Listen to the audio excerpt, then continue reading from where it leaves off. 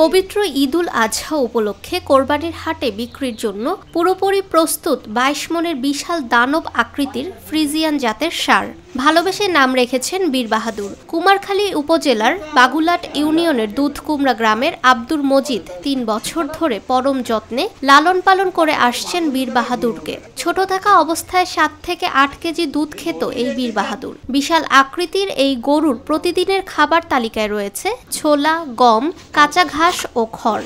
সম্পূর্ণ প্রাকৃতিক খাবার খেয়ে বেড়ে ওঠা এই বীর বাহাদুর ৩ বছর বয়সের ষাঁড়টির ওজন ৯০০ কেজি বা ২২ মণ।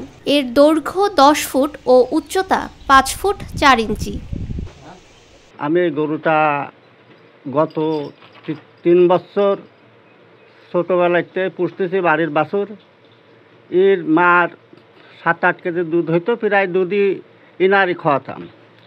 তারপরে ওই ছোটোবেলায় নাম রাখি বীর বাহাদুর বলে, দেখতে দেখতে ভালো দেখা যাইত, ওই জন্য বীর বাহাদুরের নাম রাখি।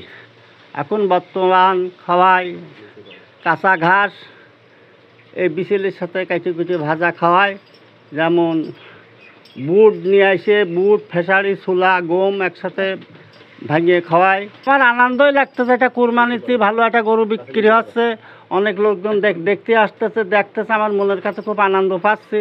হয়তো আগামীতেও আমি একটা গরু পুষবো, আল্লাহ বাঁচাবো তো রাখলে। হ্যাঁ, এখন খুবই ভালো লাগতেছে, দেশের লোকও বলতেছে অমকের একটা ভালো গরু হয়েছে, দেখতেও আসে। এবছরও জেলায় প্রায় ১৮,৫০০ খামার ও কৃষকের বাড়িতে ২ লক্ষাধিক গরু মহিষ সহ বিভিন্ন প্রজাতির কোরবানির পশু পালন করা হয়েছে। স্থানীয় চাহিদা মিটিয়ে ঢাকা সহ দেশের বিভিন্ন স্থানে সরবরাহ করা হবে।